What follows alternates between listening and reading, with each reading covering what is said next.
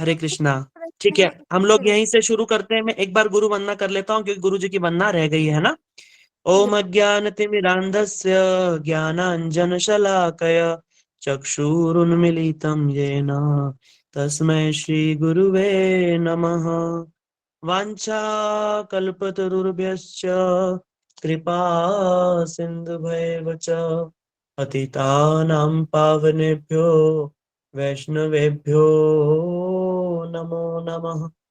श्री कृष्ण चैतन्य प्रभु नित्यानंद, श्री अद्वैत गदाधर शिवसदि गौर भक्त वृंद। हरे कृष्णा कृष्ण कृष्ण हरे हरे, हरे राम राम राम हरे हरे। नमो विष्णुपदाय राधिकाय प्रियात्मने श्रीमद्भक्ति वेदांत नारायणीति नामिने। कृष्ण लीला कथने सुदक्षम औदार्य माधुर्य गुणेश युक्तम वरं वरेण्यं पुरुषं महान्तं नारायणं त्वां शिरसा नमामि। सर्वप्रथम मैं मेरे गुरु पाद पद्म परम आराध्यतम श्री श्रीमद भक्ति वेदांत श्रीधर गोस्वामी महाराज जी के चरणों में विनम्र प्रणाम करता हूँ। तदुपरांत नित्य लीला प्रविष्टोम विष्णुपाद अष्टोत्र श्री श्रीमद भक्ति वेदांत श्री नारायण गोस्वामी महाराज, ऐसी भक्ति वेदांत श्री स्वामी प्रभुपाद जी, सपार्षद प्रभुपाद, सपार्षद गौर हरि के चरणों में अनंत कोटि दंडवत प्रणाम।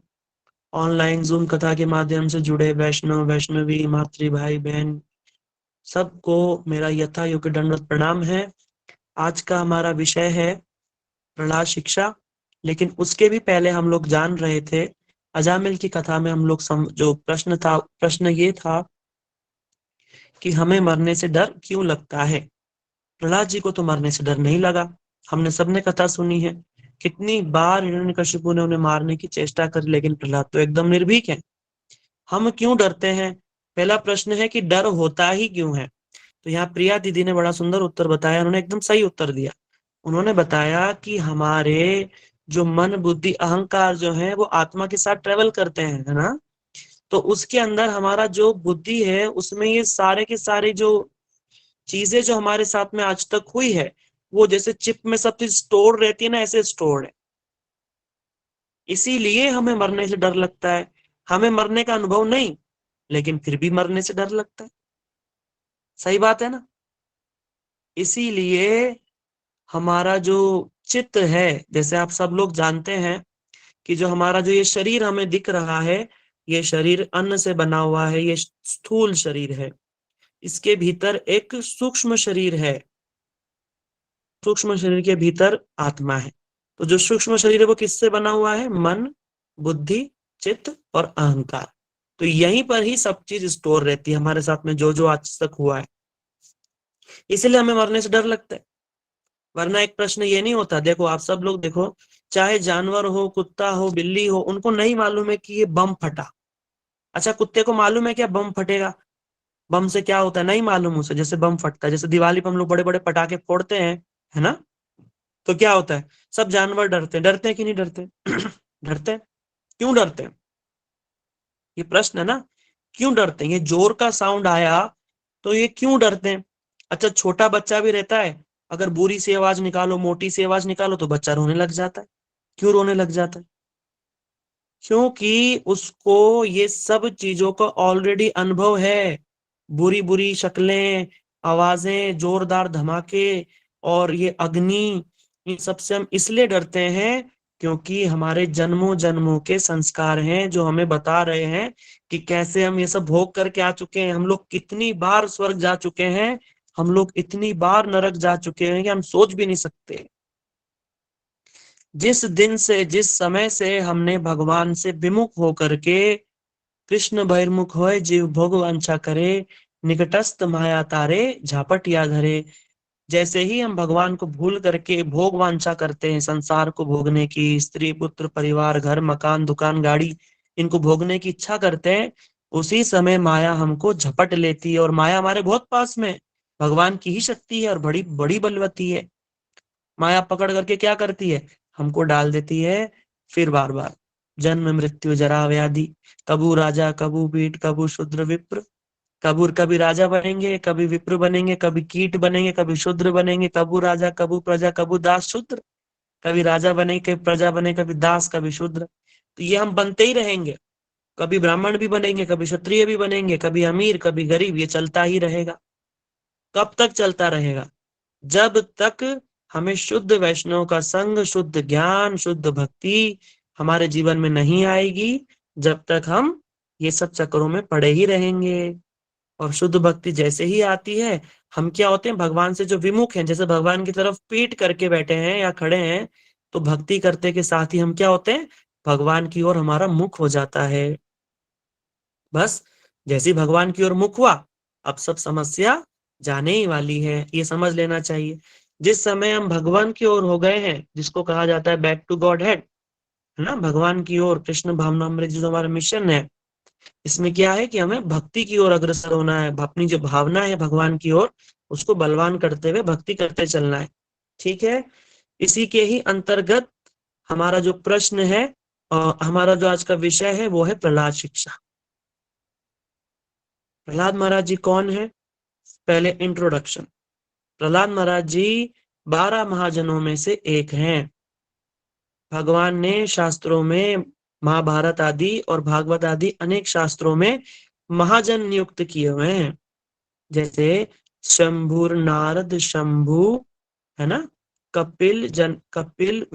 और प्रहलाद जन को भीष्मो बलिर व्यासकी रयम। ठीक है, तो इसके अंदर जो प्रहलाद जी हैं, ये 12 महाजनों में से एक हैं। 12 महाजन में कौन कौन का नाम बताया, स्वयंभूर माने ब्रह्मा, शंभु माने शिव जी, नारद माने नारद जी, कपिल माने कपिल जी, मनु यानी मनु जी, है ना। फिर प्रहलाद भीष्म जन को प्रहलाद जी, भीष्म जनक, बलि महाराज, बलि व्यासकी, व्यासकी माने सुखदेव गोस्वामी, और वयम माने यमदूत, यमराज जी स्वयं। तो इस प्रकार ये 12 महाजन हैं। ये 12 महाजनों के माध्यम से भगवान ने जगत में शिक्षाएं दी हैं। और जिन चीजों को इन्होंने अपने जीवन में अपनाया है, उतारा है, अगर हम उसी को ही पालन करेंगे अपने जीवन में, तब तो समझेंगे हम ठीक ठीक मार्ग पे चल रहे हैं, ठीक ठीक मार्ग पे चल रहे हैं। इसलिए आप देखो, स्थान स्थान स्थान पर इन्हीं से ही प्रश्न पूछे गए हैं शास्त्र में। नारद जी से प्रश्न कौन कौन पूछते हैं, नारद जी से प्रश्न युधिष्ठिर जी ने पूछे हैं, उद्धव जी ने पूछे हैं, विदुर जी ने पूछे हैं। कई जगह पर देखोगे तो नारद जी से सबने प्रश्न पूछे, नारद जी ने उत्तर दिए। क्यों, क्योंकि नारद जी जो उत्तर देंगे वो ऑथेंटिक है, प्रमाणिक है, क्योंकि नारद जी महाजन है। पितामह भीष्म भी महाजन है। इसलिए आप देखो, भीष्म शिक्षा है, भीष्म स्तुति है महाभारत में, और भागवत में भी है ना। तो ये भी महाजन है। और बलि महाराज आप सभी जानते हैं, बलि महाराज जो आत्मनिवेदन के, क्या बोलते हैं उसको, जो आत्मनिवेदन तत्व है, उसके वो बड़े सुंदर उसका निरूपण करते हैं। ठीक है ना, उसके आचार्य हैं वो आत्मनिरूपण आत्मनिवेदन के। तो बलि महाराज जी के माध्यम से शिक्षा दी गई है। और सुखदेव गोस्वामी तो भागवत में जगह जगह सब शिक्षा है। तो ये प्रमाणित स्तोत्र है, स्त्रोत है। तो उसी में से एक है प्रहलाद महाराज जी। प्रहलाद महाराज जी, इनकी जो कथा है वो है त्रेता की है। जो हिरण्यकशिपु आदि की जो कथा है, जो भगवान ने जो नरसिंह अवतार लिया है, वो त्रेता के प्रारंभ में लिया है। सतयुग का अंत और त्रेता का प्रारंभ कुछ इसी प्रकार का समय है। और सृष्टि के प्रारंभ में हम सभी जानते हैं कि जब भगवान ने ब्रह्मा जी को आदेश दिया कि आप सृष्टि की रचना कीजिए, तो ब्रह्मा जी ने कई मानस पुत्र बनाए, कई प्रकार की उन्होंने रचनाएं करी। लेकिन ब्रह्मा जी सोच रहे हैं कि ये जो सृष्टि है ये बनाना बड़ा मुश्किल है, क्यों ना ऐसा कुछ किया जाए कि जो ये सृष्टि का क्रम है वो अपने आप चलता रहे। इसलिए उन्होंने मैथुनी सृष्टि, जैसे माता पिता स्त्री पुरुष के संग से जैसे संतान उत्पत्ति होती है, उस प्रकार की सृष्टि को आगे बढ़ाने का उन्होंने सोचा। तो उसमें उन्होंने सबसे पहले अपने ही ब्रह्मा जी अपने दाईं ओर से शत्रुपा और बाईं ओर से मनु जी की उन्होंने उत्पत्ति करी। तो मनु और शत्रुपा सबसे पहले स्त्री और पुरुष हैं, ठीक है। और मनु की संतान होने के कारण हम लोग सब मनुष्य हैं, इसलिए हमें मनुष्य कहा जाता है, क्योंकि हम सब मनु महाराज जी से आए हैं। कोई कहते हैं कि हम बंदर से आए हैं, तो जो कहता है हम बंदर से आए हैं वो बंदर है। हम लोग मनु महाराज जी से आए हैं। हमारे शास्त्र कहते हैं हमारी उत्पत्ति ब्रह्मा जी से, मनु जी से है। तो जो शत्रुपा और मनु से ये सृष्टि प्रारंभ हुई, और शुरुआत में इनके प्रियव्रत नाम के, और आत्मदेव प्रियव्रत, और उत्तानपाद प्रियव्रत, उत्तानपाद, फिर देवहूति, आकुति, प्रसूति, इस प्रकार इनकी कन्याएं हैं। ये 5 लोगों की उत्पत्ति मनु और शत्रुपा से हुई थी। लेकिन जब मनु और शत्रुपा की उत्पत्ति करी, उनको कहा कि अब जाओ तुम मैथुनी सृष्टि आगे बढ़ाओ, तो वो प्रश्न करते हैं कि भाई कोई स्थान तो है ही नहीं। बोला धरती कहाँ गई? बोला धरती को तो जो हिरण्याक्ष है वो सातल में ले गया है, जल के अंदर ले गया है। इसको देख करके ब्रह्मा जी जो है वो चिंतित हो गए। चिंता करते के साथ में ही उनकी नासिका से एक मच्छर जैसा जीव प्रकट हुआ। देखते देखते बड़ा सुंदर उसने रूप धारण किया, और वो शूकर रूप का था। इसे हम लोग गाते हैं ना, केशव धीता वराह रूपा, ये वराह अवतार हुआ। और उन्होंने कैसे हिरण्याक्ष को मारा, और मार करके पृथ्वी का उद्धार किया, और पृथ्वी को अपनी धुरी पे स्थित कर दिया, ताकि सृष्टि वापस से चल पाए, ठीक है। और इस ही हिरण्याक्ष का एक दूसरा भाई था, उसका नाम था हिरण्यकशिपु। हिरण्याक्ष का मतलब क्या होता है? क्या आज हिरण्याक्ष नहीं है? आज भी हिरण्याक्ष है। क्या आज हिरण्यकशिपु नहीं है? आज भी हिरण्यकशिपु है। हिरण्याक्ष का क्या मतलब है? हिरण्य माने, हिरण माने होता है सोना संस्कृत में, आक्ष माने होता है आंखें। जिसकी आंखों में हर समय सोना सोना, हाय सोना, पैसा दौलत ये चाहिए, घर मकान महल, बड़े बड़े पद प्रतिष्ठा लोभ, जिसमें कूट कूट के भरी रहती है ना, वो हिरण्याक्ष का ही भाई समझो। और हिरण्यकशिपु माने, कशिपु माने होता है बिस्तरा, हिरण्य माने होता है सोना। जिसका बिस्तर तक सोने का हो, इतना भोगी जो आदमी होता है वो हिरण्यकशिपु है। जो हर समय अपने भोग की ही सोचता रहता है, क्या खा लूं, क्या घूम लूं, क्या पहन लूं, क्या भोग लूं। ऐसा व्यक्ति हिरण्यकशिपु होता है। वो अपने आप को ही भोक्ता मानता है।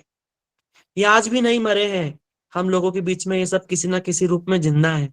इसीलिए ये जो शास्त्र है ना, ये सर्वकालीय होते हैं, हर समय सत्य है, इसलिए इनको सत्य कहा जाता है। तो हिरण्याक्ष की मृत्यु के बाद में जो हिरण्यकशिपु था, उसको बड़ा क्रोध आता है। वो सोचता है कि ये जो मेरे भाई को मारने वाला विष्णु है, नारायण है, इस नारायण को अगर मैं मार दूं, या ऐसी मुझ में शक्ति आ जाए कि नारायण को मार दूंगा तो मैं ही भगवान बन जाऊंगा, ठीक है। ऐसा सोच करके शुक्राचार्य के निर्देश पर वो तपस्या करता है, ब्रह्मा जी की तपस्या करके, और ब्रह्मा जी से वरदान ले लेता है। क्या वरदान ले लेता है? आप लोग सब जानते हैं, कौन बताएगा? वो जो मृत्यु का लेता है कि उनको आकाश में भी नहीं मर सकते और जमीन पे भी नहीं मृत्यु हो सकती।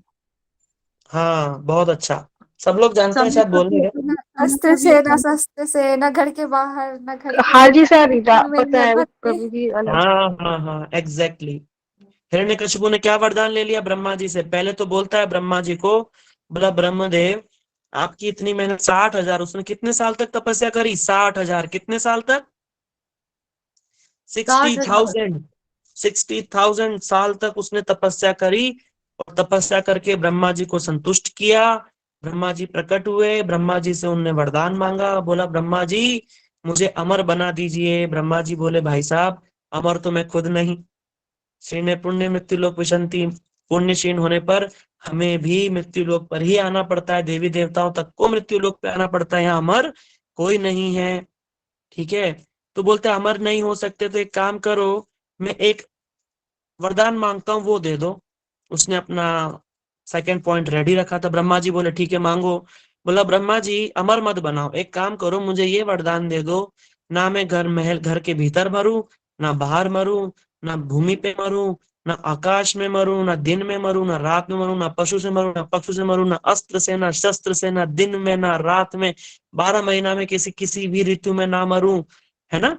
इस प्रकार उसने सारी कंडीशन लगा दी। ना मनुष्य से, ना यक्ष से, ना गंधर्व से, ना जानवर से, सब उसने लगा दिया।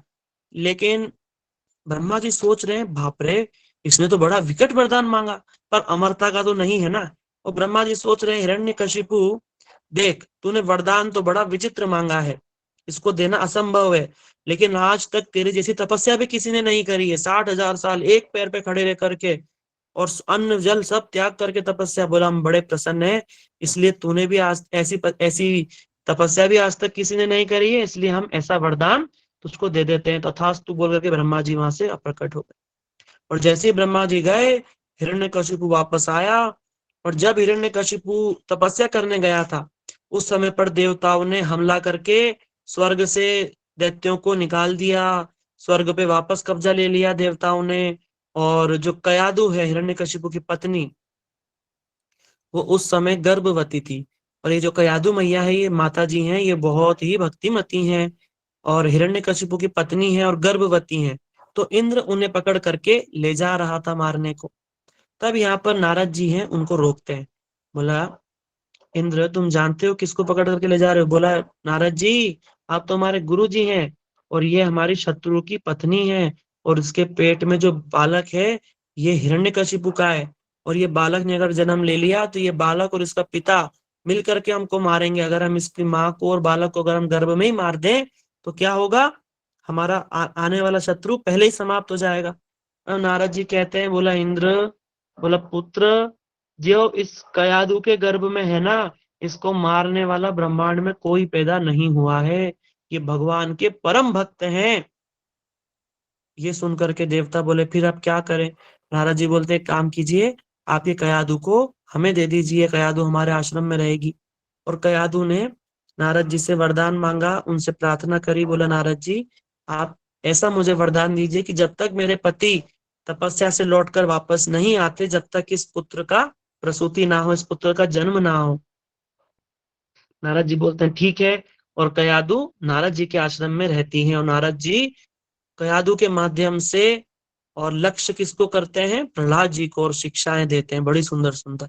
कयादु तो सुनती हैं, नहीं सुनती हैं, कभी सोती हैं, कभी क्या, लेकिन प्रहलाद महाराज जी गर्भ में ही शिक्षाओं को ग्रहण करते हैं। इसीलिए आप लोग, जो जो माताएं होती है ना, जब बच्चे गर्भ में होते हैं उस समय टीवी वीवी देखते हैं हम लोग, उल्टी पुल्टी चीजें जो जो हम देखते हैं ना, वो सब प्रभाव बच्चे पर पड़ता है। ये शास्त्र में पहले से ही लिखा है, अब तो खैर साइंस भी इसको मानने लग गया है। इसलिए इन चीजों को लेकर बड़ा सावधान होना चाहिए। इसलिए हमारे यहाँ पर जो गर्भाधान संस्कार और गर्भ के अंदर जो संस्कार होते हैं ना, उसका बहुत ध्यान देना चाहिए। अब तो ये जो संस्कार है लुप्त से ही हो गए हैं, लेकिन फिर भी जो लोग कर सकते हैं उनको करना चाहिए, और ये बहुत इंपॉर्टेंट है। इसलिए जो लोग कर सकते हैं उनको करना चाहिए। तो यहाँ पर जो है कयादु जो है वो गर्भ के अंदर ही प्रहलाद जी वहां पर शिक्षा ग्रहण कर रहे हैं। ठीक है, इस प्रकार कई 60,000 वर्ष तक नारद जी के आश्रम में रही कयादु जी भी रहे, और उनके गर्भ में प्रहलाद जी भी रहे। और हिरण्यकशिपु जब तपस्या से लौट करके आया, वरदान ले लिया, ऑलमोस्ट अमर हो गया। उसने आते के साथ ही आतंक मचा दिया, सारे जगत के अंदर उसने घोषणा करवा दी, कोई नारायण नहीं है, कोई विष्णु नहीं है, भगवान कौन है? मैं ही भगवान हूँ। इसलिए जगत जगत में आप देखोगे बहुत सारे लोग क्या बोलते हैं, तुम ही भगवान हो, मैं ही भगवान हूँ। जो ये बोलते हैं ना कि हम ही भोगी हैं, वो क्या है? वो सब हिरण्यकशिपु है। सावधान, जो बोलते हैं ना अहम ब्रह्मास्मि द्वितीयो नास्ति अहम ब्रह्मास्मि, दूसरा और कोई है ही नहीं, है ही नहीं कोई दूसरा, ऐसे बोलते हैं ना, अरे कोई है ही नहीं, सब है भैया। समय आने पर पता चलेगा, हमेशा दो लोग हैं, आत्मा परमात्मा का भेद हमेशा रहने वाला है, कभी एक नहीं हो जाएंगे हम भगवान के साथ में, हमेशा दो ही रहेंगे, द्वैत है, नित्य द्वैत। अब जो हिरण्यकशिपु है, उन्होंने अपने आप को ही भगवान घोषित कर दिया और जगत में बोल दिया कि राजा ही भगवान होता है, नृपी भगवान होता है, इसलिए मेरी पूजा कीजिए, नारायण की पूजा बंद कर दीजिए। और वो सोच रहा है कि ये जो नारायण है इतना बलवान हो कैसे रहा है, कैसे बलवान होता है? बोला, ऐसे होता है कि ब्राह्मण यज्ञ करते हैं, यज्ञ में आहुति देते हैं नारायण के नाम की और देवताओं के नाम की, तो ये बलवान हो जाते हैं। और यज्ञ किससे चलता है? ब्राह्मणों से। और ब्राह्मण भी यज्ञ में क्या डालते हैं? गाय का घी डालते हैं। गाय, इसलिए जो यज्ञ है वो गाय के बिना हो ही नहीं सकता, इसलिए उसने क्या बोला, गाय को और ब्राह्मणों को मार दो। जैसे गाय और ब्राह्मण खत्म होंगे, यज्ञ खत्म हो जाएंगे, और ये देवी देवता नारायण आदि सब कमजोर हो जाएंगे, और फिर मैं ही भगवान रह जाऊंगा। इसलिए उसने अत्याचार करना शुरू कर दिए। इसलिए जब जब होए धर्म की हानि, इसलिए जब जब गाय माता पर, ब्राह्मणों पर, वैष्णवों पर विपदा आती है, कठिनाई आती है, इसलिए भगवान किसी ना किसी रूप में आते ही हैं। इसलिए यहाँ भी आने ही वाले हैं, बहुत जल्दी आने वाले हैं। हिरण्यकशिपु तो अपनी तरफ से पूरी कोशिश कर रहा है, मार दो, सबको मार दो, लेकिन भगवान ऐसा होने नहीं देंगे। उसके ही घर प्रहलाद महाराज जी का जन्म हो गया। कयाधु के जैसे ही लौट करके आया, कयाधु आश्रम से वापस आ गई, गर्भवती थी ही, 60,000 साल गर्भ में रहे प्रहलाद जी शास्त्र के हिसाब से। घर आकर के उनको प्रहलाद जी का जन्म हुआ। जन्म होते के साथ उनका नाम प्रहलाद रखा गया। प्रहलाद माने जो हर समय आनंद में रहते हैं, ह्लाद में रहते हैं। प्रहलाद माने प्रत्यक्ष रूप में या फिर प्रवीणता के साथ में जो लोग ह्लाद में, आनंद में रहते हैं, उसे प्रहलाद कहते हैं। ठीक है। तो प्रहलाद जी का जन्म हो गया। बड़ा सुंदर बालक है, इतना मनोहर, इसको देख करके सबका उस पर प्रेम हो जाए, मोह हो जाए। और हिरण्यकशिपु जो है अपने बालक को देख देख बड़ा खुश होता था, बड़ा आनंद में होता था। धीरे धीरे प्रहलाद जी बड़े होने लगे और 5 साल के हो गए। जब 5 साल के हो गए, तब उनको गुरुकुल में भेजने का समय आया। और हिरण्यकशिपु सोच रहा है कि प्रहलाद क्योंकि मेरा पुत्र है और भविष्य में इसे भी राजा ही बनना है, तो क्यों ना प्रहलाद को गुरुकुल में भेज करके इसको बढ़िया बढ़िया शिक्षा दी जाए। कौन सी शिक्षा? छल कपट, पैसा कैसे कमाए, हैं, धर्म अर्थ और काम, भक्ति मोक्ष से कोई लेना देना नहीं। ठीक है। शास्त्र में जहां भी मोक्ष बताया है ना, उसको हमें गलत नहीं लेना है। मुक्ति माने जो ज्ञानी जो मुक्ति बोलते हैं कि हम ब्रह्म में लीन हो जाएंगे या हमेशा के लिए अस्तित्व, वो सब नहीं। मुक्ति माने, मोक्ष माने क्या? जीव का अपने स्वरूप में स्थित होना। जीव का स्वरूप क्या है, कौन बताएंगे? आप लोग, बहुत सारे जीवेर लोग सुनो। स्वरूप है कृष्णेर नित्यदास। बहुत सुंदर। जीवेर स्वरूप है कृष्णेर नित्य दास। हम लोग सब भगवान के दास हैं, ये हमारा नित्य स्वरूप है। जिस समय हम ये शरीर को छोड़ करके अपने स्वरूप में स्थित हो जाएंगे, वही समय मुक्ति होता है। शास्त्र में उसी को ही मुक्ति कहा गया या मोक्ष कहा गया। इसलिए आप लोग सब कथा सुनी होगी। एक समय सार्वभौम भट्टाचार्य ने जो शास्त्र का श्लोक है, तत्ते अनुकंपाम सुसमीक्षमाणम भुञ्जानेवात्मकृतं विपाके हृद्वाग्वपुभिर्विद्धा नमस्ते जीवेत यो मुक्ति पदे सदाय भाग। मुक्ति पदे सदाय भाग, ये शास्त्र का श्लोक है। लेकिन सार्वभौम भट्टाचार्य को पहले तो ब्रह्मवादी थे, लेकिन महाप्रभु के अनुगत्य में बड़े भक्तिनिष्ठ हो गए, बड़े भक्ति उत्पन्न हो गई। तो जब ये श्लोक का उच्चारण किया महाप्रभु के सामने, तो मुक्ति पदे दाय भाग की जगह उन्होंने मुक्ति को हटाकर क्या बोल दिया? भक्ति पदे दाय भाग। लेकिन महाप्रभु ने उनको टोक दिया, बोले नहीं, देखो शास्त्र में जो बात है उसको एज इट इज बोलना है, शास्त्र प्रमाण है। मुक्ति लिखा है तो मुक्ति ही बोलना है, लेकिन मुक्ति का अर्थ यहाँ पर क्या है? अपने स्वरूप में स्थित होना। ठीक है। इस प्रकार तो उस गुरुकुल में जिसमें हिरण्यकशिपु ने प्रहलाद जी को भेजा था, जहां पर सारे दैत्य कुल के बच्चे पढ़ते थे, उस गुरुकुल में क्या पढ़ाया जाता था? उस गुरुकुल में कला, वाणिज्य सब कुछ सिखाया जाता, राजनीति, कूटनीति, ये सब सिखाया जाता था। कैसे धन दूसरे का हड़प लेना है, राज्य हड़प लेना है, ये सब सिखाते थे।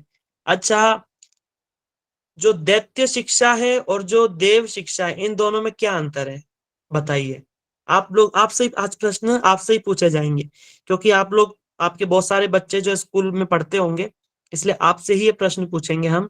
आप लोग बताइए, ऐसी कौन सी शिक्षा है जिसको राक्षस शिक्षा कहा जाएगा, और ऐसी कौन सी शिक्षा है जिसको देव शिक्षा कहा जाएगा? शिक्षा तो शिक्षा ही होती है, बताइए।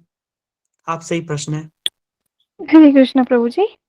हाँ प्रभु जी, मैं, मेरे को एग्जैक्ट तो नहीं पता, बट फिर भी मैं कोशिश करती हूँ। क्योंकि हमने हाँ ऐसा सुना है कि मतलब देवता मतलब शांति के प्रतीक, असुर मतलब हमें जहाँ पे बवंडर हो। तो मतलब जो हम्म, शिक्षाएं मतलब शांति हो, मतलब जहाँ पे भगवान की सेवा हो, शायद वो हो सकता है कि वो ये हो सकता है ठीक मे है। भी। ठीक है, प्रिया दीदी ने बताया, और कौन बताएंगे? हरे कृष्णा प्रभु जी। हाँ बताइए। छल, कपट, अहिंसा ये असुर प्रवृत्ति में आएंगे, और शांति, भक्ति और ये चीजें जो है वो बाकी उसमें आएंगे, ठीक है, देवता लोग। आपका क्या नाम है प्रभु जी? आपने बहुत अच्छा उत्तर दिया। ब्रिजमोहन कालरा। ब्रिजमोहन प्रभु ने बहुत ही सुंदर बात बताई है। और कोई बताना चाहे? देखिए, खुल करके बताइए, अपने विचार बताइए, क्योंकि हम लोग सब कहीं ना कहीं पेरेंट्स हैं, या होने वाले हैं, या बच्चे हैं हम लोग, या खुद बच्चे हैं, तो ये हमें पता होना चाहिए। इसलिए आप लोग सब खुद ही बताइए, जरूर कोशिश कीजिए। भौतिक शिक्षा और आध्यात्मिक शिक्षा प्रभु जी। बहुत सुंदर, शालू दीदी ने तो एकदम कमाल की बात बताई है। और कोई?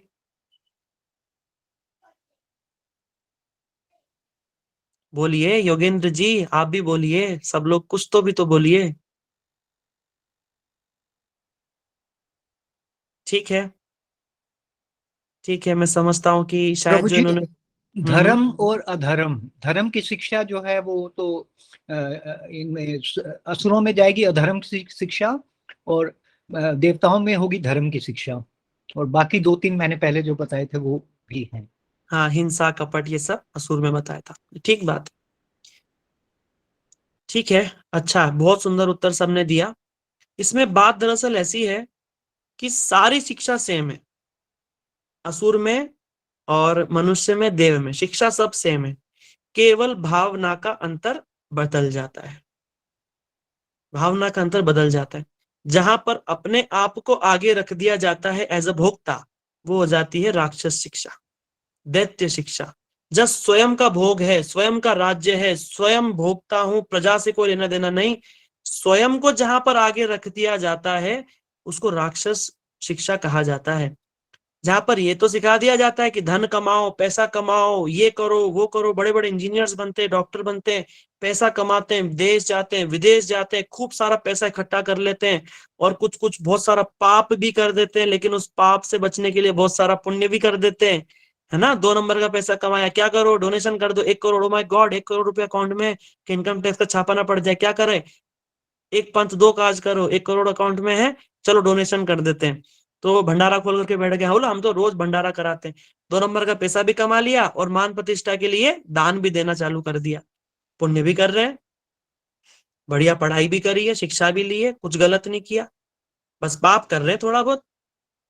पाप पुण्य ये सब सब शिक्षाओं में उसमें शामिल हो गए। एक चीज डिफरेंट जो उसको डिफरेंशिएट कर देती है ठीक ठीक रूप में असुर और दैत्य में, जहां पर ये नहीं सिखाया जाता कि जीव का नित्य स्वरूप भगवान का दास है, भगवान की भक्ति करने से वो भगवत धाम को लौट सकता है।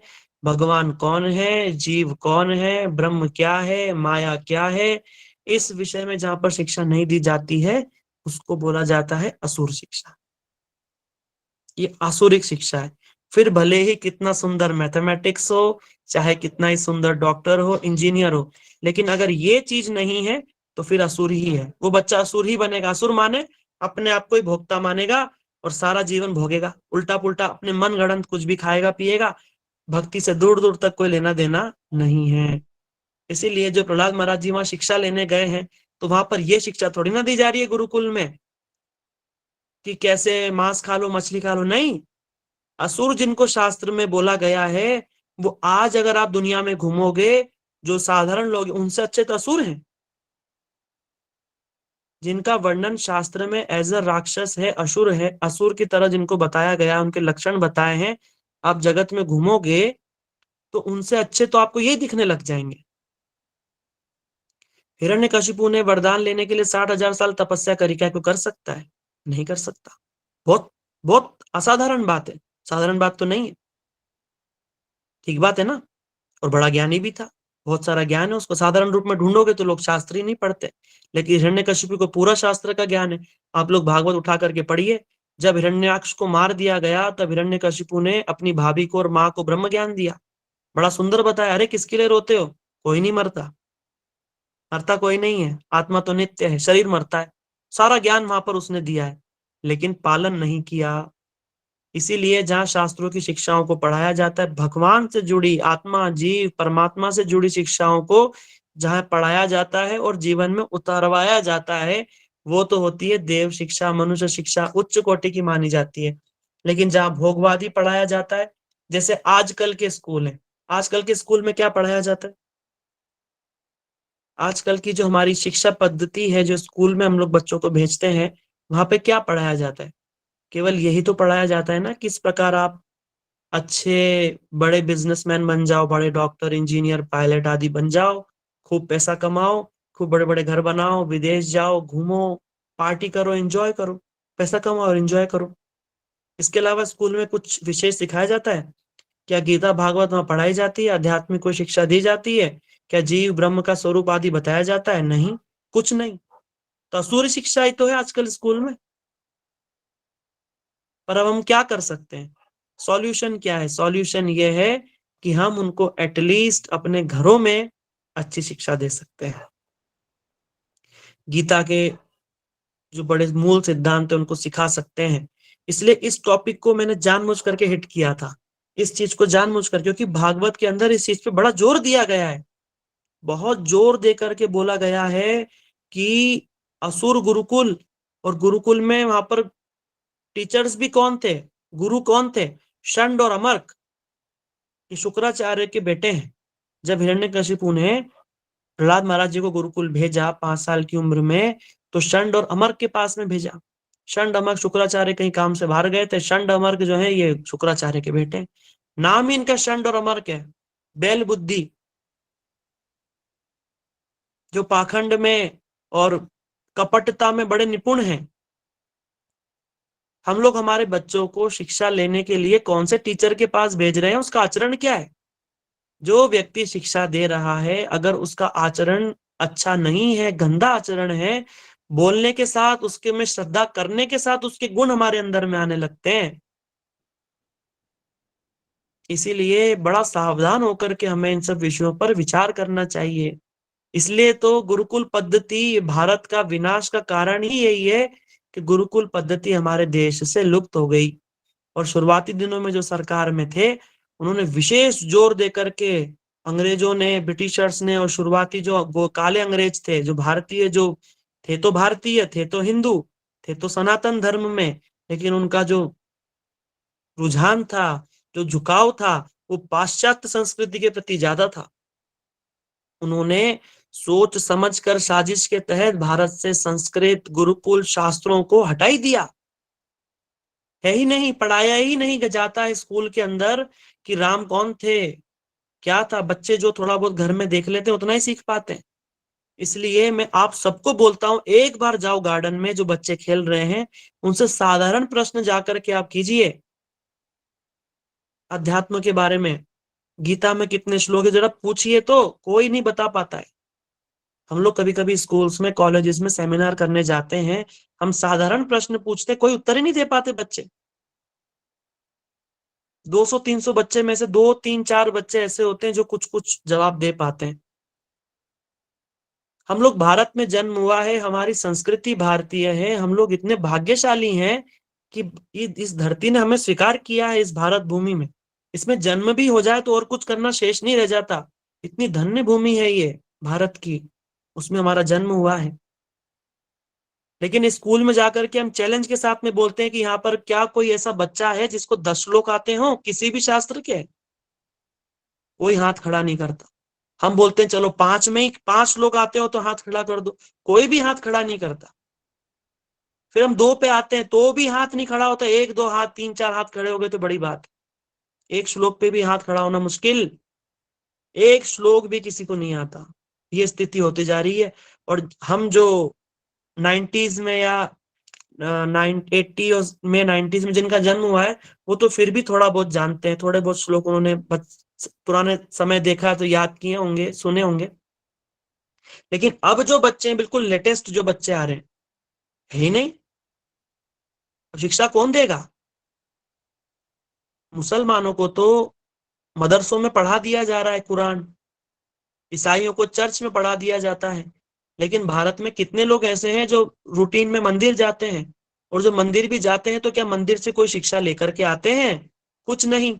मंदिर में गए, घंटा बजाया, चना चिरौंजी चढ़ाया और आ गए। कुछ शिक्षा नहीं ली। जब हमने कुछ शिक्षा ही नहीं ली, फिर हमने रामायण को पढ़ा ही नहीं, हमने भागवत को पढ़ा ही नहीं, कोई शिक्षाओं को अपने जीवन में आचरण में ही नहीं लाए, अपने बच्चों को शिक्षा दी ही नहीं, तो हम कैसे उम्मीद कर सकते हैं कि बेटा राम जैसा होगा, बहू सीता जैसी होगी? हो ही नहीं सकती। रामायण को घर में ला करके अगर हमने आरती भी उतार ली तो क्या राम राज्य आ जाएगा? क्या आज अयोध्या में राम मंदिर बन रहा है तो क्या राम राज्य आ जाएगा? क्या नहीं आएगा ना। हाँ, राम जी का मंदिर होना चाहिए, मंदिर बन रहा है, बहुत सुंदर बात है। राम राज्य कब आएगा? जब एक एक व्यक्ति जो है रामायण की सुंदर शिक्षाओं को, भक्ति को, आदर्शों को अपने जीवन में उतारेगा, भगवान ने गीता में जो शिक्षा दी है अपने आचरण में, अपने जीवन में उतारेगा, तब जाकर के ही तो राम राज्य आएगा ना। कोई पार्टी राम राज्य नहीं ला सकती है, कोई राम राज्य नहीं ला सकता। हाँ, अगर माँ बाप चाहें तो एक एक बेटे को राम सीता बना सकते हैं, शुभ शिक्षा दे करके, अच्छे आचरण उनमें संस्कार दे करके बना सकते हैं। इसलिए पूरा का पूरा जो अब निर्भर करता है वो किस पर निर्भर करता है? माता पिता पर निर्भर करता है। अरे रूटीन में अपने बच्चों को मंदिर लेकर के जाइए, मॉल तो ले जाते हैं, क्या मठ मंदिर लेकर जाते हैं? नहीं, मॉल भी ले जाइए, उसमें मनाही नहीं, लेकिन मंदिर को भी बराबर हमें महत्व देना है, उन्हें मंदिर ले जाना है, उन्हें शिक्षाएं देनी है। और उनको शिक्षा देने से ज्यादा शिक्षाओं को खुद अपने आचरण में लाना है। बच्चा सुन करके तुम्हारी नहीं मानेगा, करने लगो। एक बार क्या हुआ, एक छोटी सी कहानी सुन लीजिए। एक बार क्या हुआ, एक लेडी थी, वो ट्रेन में जा रही थी और बुक पढ़ रही थी, और उसके पास में उसकी एक छोटी बेटी थी, 10-11 साल की होगी, वो भी बुक पढ़ रही थी। दोनों बड़ा सुंदर बुक्स पढ़ते हुए, ग्रंथ पढ़ते हुए जा रहे थे। कुछ देर बाद अगले स्टेशन पे उनके सामने एक आंटी आकर के बैठ गई, एक और दूसरी लेडी। अब वो लेडी बोर हो रही है, उसने सोचा कि ये सामने औरत जो है ये किताब पढ़ रही है, अगर इससे मेरी बातचीत हो जाए तो बढ़िया टाइम पास हो जाएगा, ठीक बात है ना। तो उसने उससे बात करने की कोशिश करी, 1-2 बार पूछा, उसने ज्यादा जवाब नहीं दिया और अपनी बुक पढ़ने में लगी रही। थोड़ी देर बाद उसने सोचा कि इसका तो बिल्कुल मेरी तरफ इंटरेस्ट ही नहीं है बात करने में। उसने सोचा दूसरा टॉपिक छेड़ते हैं। उसने उस लेडी से कहते हैं, जो बुक पढ़ रही थी, उससे कहते हैं, तुम्हारी बेटी बड़ी समझदार है, बुक पढ़ती है। आजकल के बच्चे देखो तो मोबाइल में लगे रहते हैं, और आपकी बेटी बुक पढ़ रही है, आपने इसको कैसे सिखाया? तब उस लेडी उसकी बात समझ गई, वो समझ गई कि ये बस टाइम पास करने के लिए मुझसे बात करना चाहती है, इसलिए सब बात करना तो वो लेडी उत्तर देती है, क्योंकि मैं चुप रह करके बुक पढ़ रही हूं, इसीलिए ये मेरी बेटी मुझे देखकर सीख रही है, तो वो भी पढ़ रही है। अगर मैं बुक रख करके आपसे बात करने लग जाऊं फालतू की, इधर उधर की चुगली, दुनिया संसार की बातें, तो ये लड़की भी बहुत जल्दी बुक रख के दूसरे कामों में लग जाएगी। आचरण बहुत कुछ शिक्षा दे देता है। हम बहुत कुछ बोलें, उससे अच्छा है हम बहुत कुछ करें। जैसे जैसे करने लगेंगे, बच्चे सब देखते हैं, वो सब देख रहे हैं, हमने सास के साथ में कैसा बर्ताव किया है, हमने अपने पिता के साथ में क्या किया है, हम क्या कैसे पैसा कमा रहे हैं, हम क्या क्या कर रहे हैं, बच्चे सब देख रहे हैं। जो हम उन्हें नहीं दिखाना चाहते हैं वो भी वो देख रहे हैं, जो हम उन्हें नहीं सुनाना चाहते वो भी वो सुन रहे हैं। इसलिए पहले हमको अपने आप को ठीक करना होगा, माता पिता को। जैसे ही हम ठीक हो जाएंगे, हम थोड़ा सा बस आचरण में लेकर के आएंगे, ऑटोमेटिकली बच्चे ठीक हो जाएंगे, कोई दिक्कत नहीं होगी। लेकिन समय रहते जो बच्चे होते हैं, उनका जो मूल जो बुद्धि का विकास होता है ना, वो 7 साल से लेकर के, जैसे देखो पुराने समय में क्या करते थे, बच्चे को 5, 7, 8 साल तक गुरुकुल भेज ही दिया करते थे, और फिर कब लेकर के आते थे, 16 साल के बाद, 18 साल के बाद, या 25 साल के बाद उनका पुनरावर्तन करा के, पहले उपनयन होकर के गुरुकुल भेजते थे, फिर पुनरावर्तन करा के वापस ले आते थे घर में, फिर उनकी शादी ब्याह किया करते थे, ऐसा किया करते थे। तब क्या होता था कि जो समय बच्चे को बुद्धि के लिए बड़ा विकास होता है, उस समय बच्चा सब कुछ सीखता है। उस समय बच्चा क्या सीखता है गुरुकुल में, गुरु के घर में, कैसे भक्ति करना है, कैसे आचरण बनवान होना चाहिए, ब्रह्मचर्य किस प्रकार का होना चाहिए, शास्त्र शिक्षा, श्लोक, संस्कृत, व्याकरण, है ना, धर्म अधर्म, ब्रह्म ज्ञान, भक्ति का ज्ञान, कर्म कांड, सब कुछ उनको सिखा दिया जाता था बच्चों को।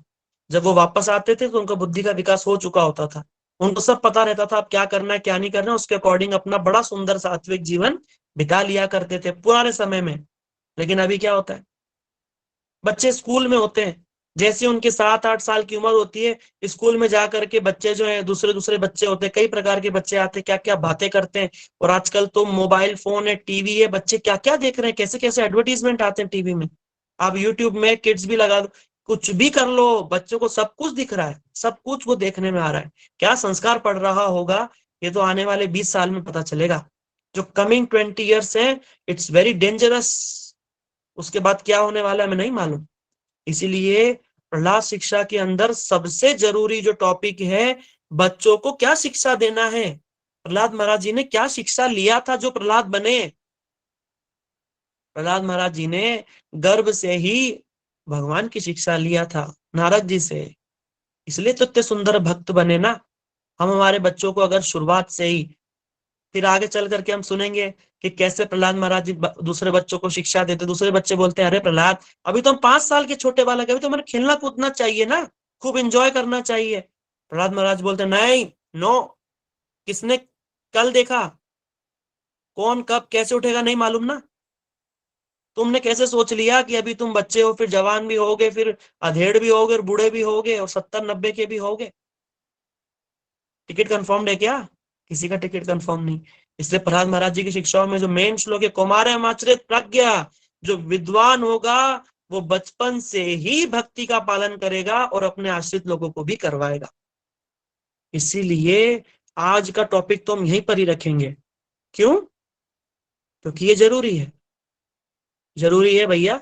और आप लोग सबसे हाथ जोड़ करके निवेदन है, जितने भी लोग सुन रहे हैं, आप लोग कम से कम आप लोग अपने बच्चों पे बड़ी नजर रखिए, बड़ी कोशिश करके अपने जीवन में भक्ति का आचरण ला करके, और विशेष रूप से जिनके बच्चे अभी छोटे हैं, 12-13 साल के हैं, इसलिए उनको भक्ति का संस्कार दीजिए। एक बार बांस पक जाता है ना, एक बार व्यक्ति पक्का हो गया अपने विचार संस्कार को लेकर के, फिर उसको बदलना बहुत मुश्किल हो जाता है। बांस कच्चा है तो कैसे भी मोड़ा तोड़ा जा सकता है ना। जैसे कच्ची मिट्टी होती है, उसको किसी भी शेप में लिया जा सकता है, लेकिन एक बार भट्टे में सिक गई, पक गई, फिर उसको नहीं बदला, फिर टूट जाएगी पर होगा नहीं। ठीक है ना। इसलिए बच्चे कच्ची मिट्टी की तरह होते हैं, उनको बड़ा सुंदर प्रहलाद जी का चरित्र सुनाना है। इसलिए हमारे जो बड़े गुरु जी थे, नित्य लीला पर विष्णु विष्णुपाद अष्टोत्तर भक्तिवेदांत श्री नारायण गोसाई महाराज जी, वो ये बात कहा करते थे कि देखो सबको अपने जीवन में इन प्रहलाद जी की शिक्षाओं को उतारना ही चाहिए, क्योंकि ये हमसे जुड़ी हुई शिक्षाएं हैं कि नवदा भक्ति क्या होती है, भक्ति कैसे करनी चाहिए, भक्ति ठीक ठीक रूप में करेंगे तो समस्या तो आती ही रहती हैं, उसमें हमको सहायता कैसे मिलेगी और अपने एक मानसिक स्तर को कैसे संतुलित रख सकते हैं। आजकल बच्चे देखो छोटे छोटे एग्जाम्स में फेल हो जाते हैं और सुसाइड कर लेते हैं, सुसाइड कर लेते हैं। जिस विद्या की कोई मूल्य ही नहीं है उसके लिए बच्चे सुसाइड कर लेते हैं। इतना सारा बच्चे पढ़ते हैं तब जाकर बहुत थोड़ा सा कभी आगे जाके काम में आता है। उसको हम इतना सीरियसली, इतना उस पर टेंस ना बनाए बच्चे के जीवन को, उसके जीवन को हमको बड़ा सुमार्ग पे लाना है, बड़े सुंदर मार्ग पे, बड़ा उसके जीवन में एक आनंद को लाना है, उसको टेंशन में थोड़ी ना लाना है।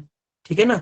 इसलिए जो स्कूल की शिक्षा है उसके साथ साथ अगर हम उसको भक्ति की शिक्षा देंगे, तब तो बच्चा हमारा एक बड़ा सुंदर पैकेज बनेगा, आदर्श व्यक्ति बनेगा और देश के, धर्म के, संस्कृति के भविष्य में काम आएगा, माता पिता की आज्ञा का पालन करेगा। इसीलिए हमारे गुरुजी, विशेष रूप से जो मेरे गुरुदेव हैं, वो इस पर बड़ा जोर देते हैं कि माता पिता को, वो क्या करते हैं, जैसे हम कोई भक्ति की बात बताते हैं, एकादशी की बात बताते हैं, उपवास की बात बताते हैं, खुद तो रखने लगते हैं माता पिता, बड़े पुराने लोग, बड़े संस्कारी हैं और बड़े श्रद्धालु हैं, वो रखने लगते हैं। लेकिन बच्चे उनकी बात सुनते ही नहीं है, क्योंकि हम उनको ठीक ठीक रूप में बता ही नहीं पाते, साइंटिफिक फैक्ट्स ही नहीं दे पाते कि हम जो भी काम कर रहे हैं इसके पीछे कारण क्या है, हमें मालूम ही नहीं है। इसीलिए अगर हम कारण जान करके फैक्ट्स उनको बताएंगे और उसका आउटकम उनको बताएंगे, देखो ऐसा करने से ऐसा होता है, शास्त्र भी इसको मानते हैं, साइंस भी मानता है। जब हम साइंस से रिलेट करके, आज की शिक्षा से जोड़ करके जब बातों को बताएंगे, तब वो बात हमारी जरूर मानेंगे और धीरे धीरे भक्ति में आएंगे। भक्ति में आने से सबका, हम सबका, देश का एक व्यक्ति के भक्त बनने से पूरे विश्व का कल्याण होता है। पूरे विश्व का, जहां नजर डालेगा भगवान का नाम करते करते वहां लता पता जीव जंतुओं का उद्धार होता है, उनकी सुकृति हो जाती है अज्ञात। जहां हाथ धर देता है भगवान का प्रसाद, वो तो भोग लगा के पाएगा ना। जहां झूठी थाली भी फेंक देगा, जो जीव खाएंगे अज्ञात सुकृति होती है।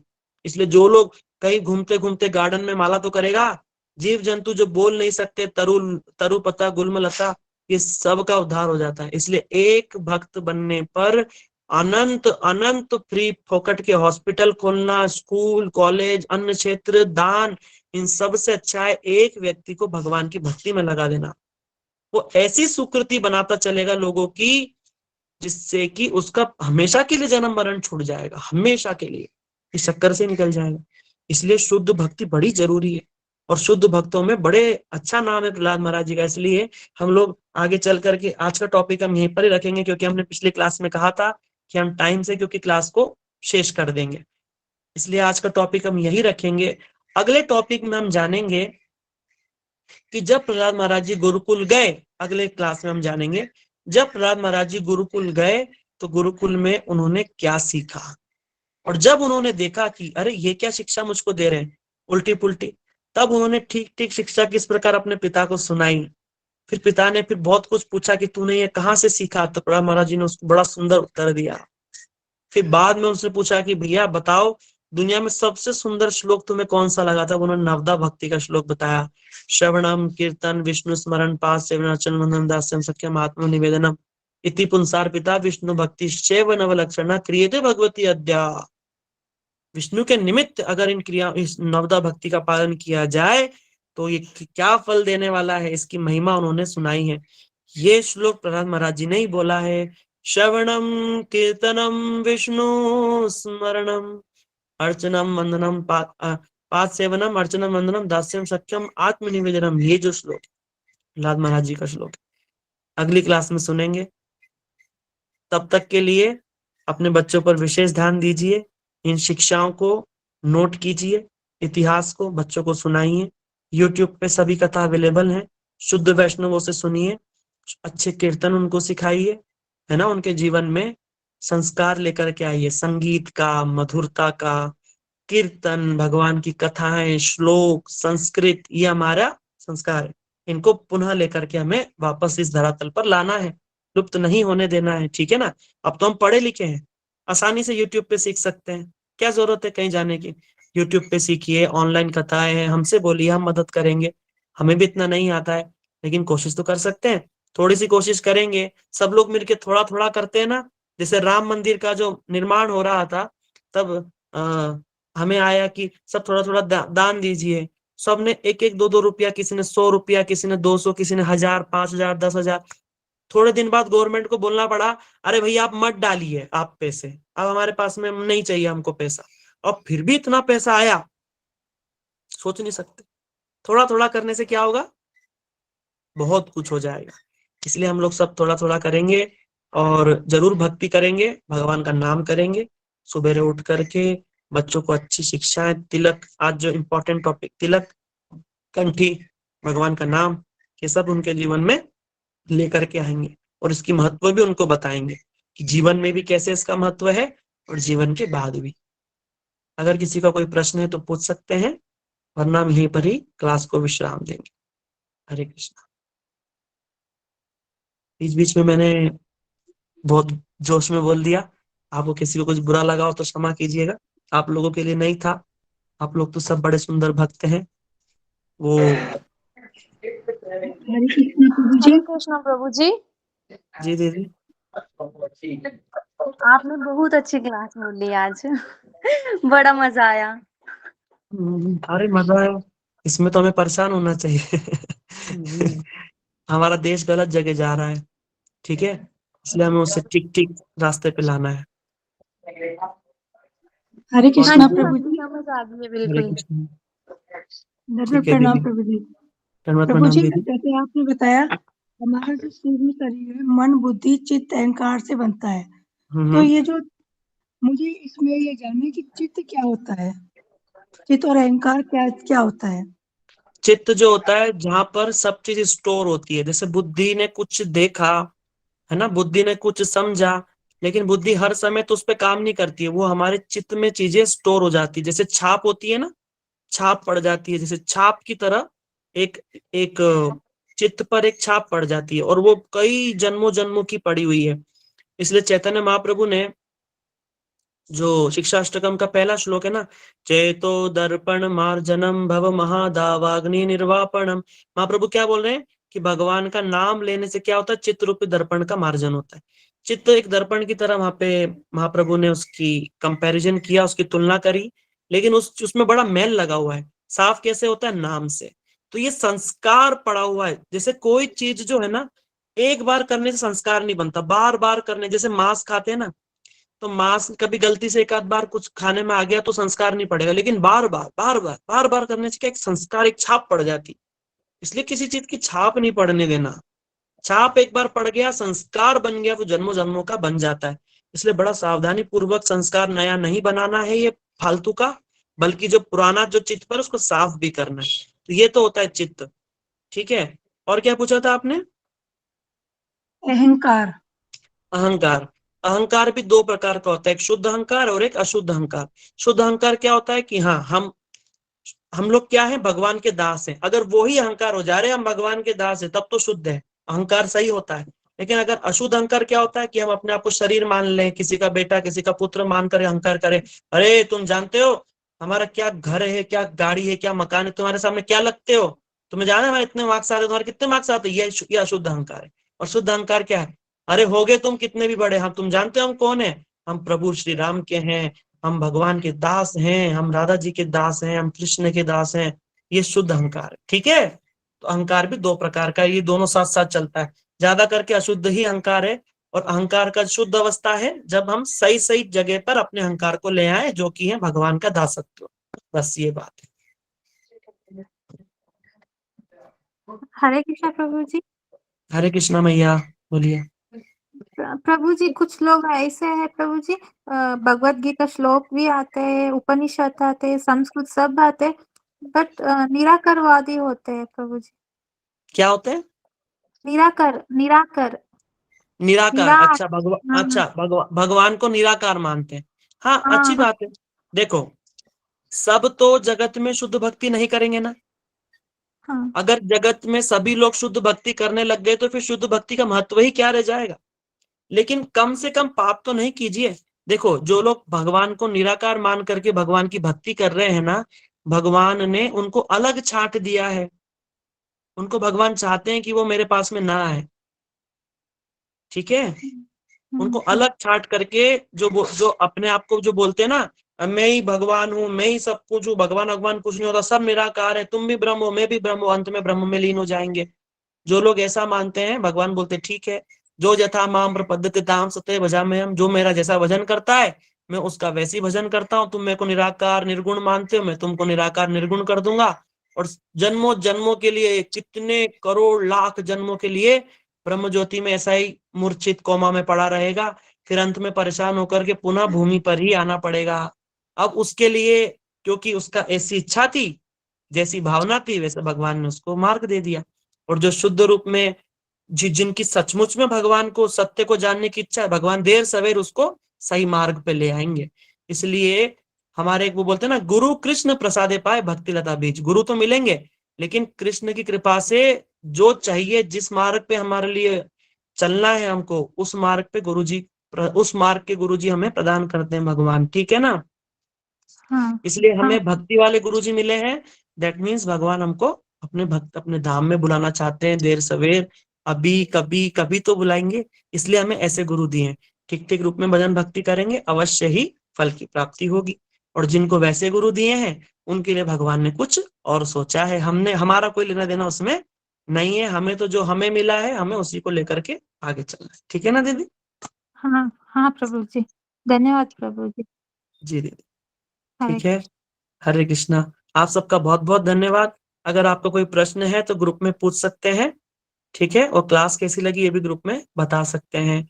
हरे कृष्णा, बहुत बहुत धन्यवाद ज्वाइन करने के लिए। आपका दिन शुभ हो। प्रणाम प्रभु जी, वांछा हरे कल्पतरुभ्यश्च कृष्ण। कृपा